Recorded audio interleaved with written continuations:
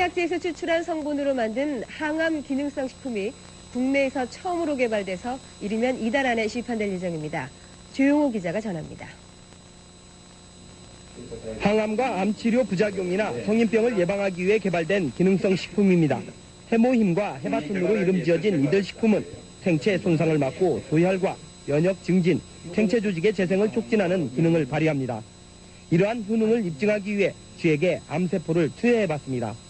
암세포가 계속 전이되는 왼쪽 쥐와는 달리 기능성 식품을 투여한 오른쪽 쥐에서는 암세포 억제 효과가 나타났습니다. 이번에 개발된 이 두 기능성 식품은 해바라기와 당귀 등 우리의 전통 한약재에서 그 성분을 추출했습니다.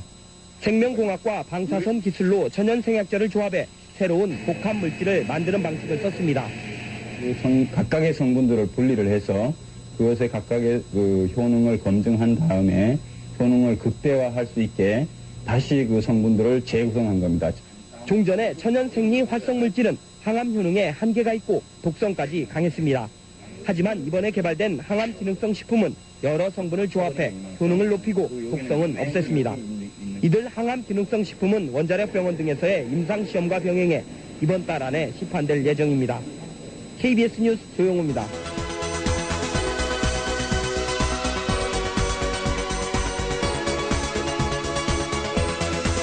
암 환자의 면역력을 탁월하게 높여주는 새로운 생약 복합제가 국내 연구진에 의해 개발됐습니다. 임상시험 결과 백혈구 회복을 높여주고 암치료 부작용도 크게 없애주는 것으로 나타났습니다. 최성원 기자가 소개합니다. 생약을 섞어서 만든 해모임이란 생약 물질입니다. 원자력 연구소는 천연 생약제 30여 종을 집중 분석한 끝에 당귀와 천궁, 백작약 등을 재합성해 이 생약 물질을 만들었습니다. 이들 생약제에는 면역을 활성화시키고 조혈 장애를 없애는 황산화물이 있는데 연구팀은 이 성분들을 재구성하는 방법으로 면역 증강 물질을 개발했습니다. 조다당 물질이 면역 조혈 기능을 증진시키고 황산화 물질은 방사선이나 항암제에 의한 정상 조직 손상을 방지해주기 때문에 원자력 병원에서 임상 시험을 한 결과 새 생약 물질은 암 환자들의 면역력을 크게 높이는 것으로 나타났습니다. 유방암과 자궁암 환자 각각 12명에게 새 생약 물질을 복용시켰더니 모두 회복 속도가 60% 정도 빨라졌습니다. 특히 이 생약 복합제는 암 치료에 따른 염증이나 구토 같은 부작용을 크게 줄일 수 있는 것으로 나타났습니다. 암 환자들은 치료를 받으면서 기력이 떨어져 문제가 됐지만 생약 복합제를 복용한 환자의 80%가량이 기력 회복에 큰 도움이 됐다고 답했습니다. 해모힘을 먹은 환자들은 전신 무력감이 많이 없어져서 더 약을 요구하는 환자들이 많았습니다. 연구팀은 이 물질에 대한 2, 3차 임상시험을 거쳐 신약 개발에 나설 계획입니다. KBS 뉴스 최성원입니다.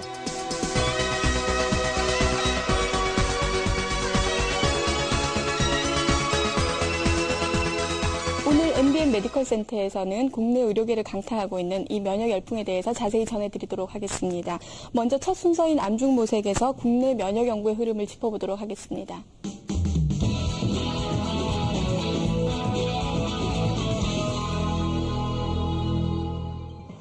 현대인의 생명을 위협하는 대표적인 질환, 암. 현대의학의 3대 암 치료법은 외과적 수술과 항암제 및 방사선 치료. 하지만 말기암인 경우 암 완치는 고작 20%. 첨단 현대의학도 암을 불치병으로 남겨놓은 상황인데 현대의학이 풀지 못하고 있는 불치병들, 그 해법을 면역력 강화에서 찾고자 하는 시도들이 새롭게 관심을 모으고 있다. 이런 가운데 산학연 협동의 면역 연구 개발은 경쟁력 있는 결실을 연이어 내놓고 있는데 과감한 투자와 지속적인 연구로 부작용 없는 면역 치료에 도전하는 우리 의료계의 변화. 오늘 암중모색에서 자세히 알아본다.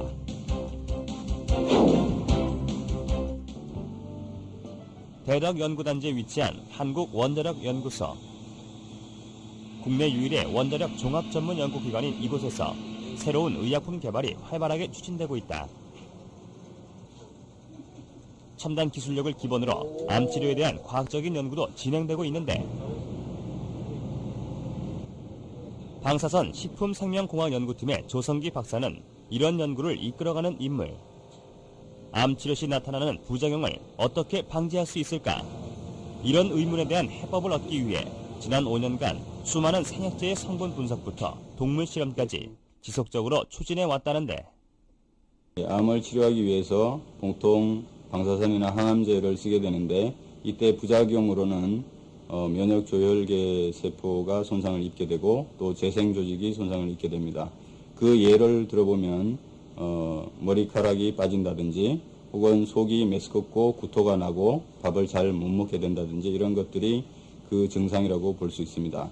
그래서 본 연구팀에서는 독성이 없는 식품 소재들을 이용해서 정상 조직을 보호하고 회복을 촉진시킬 수 있는 그런 물질을 개발하고자 연구를 시작하게 되었습니다.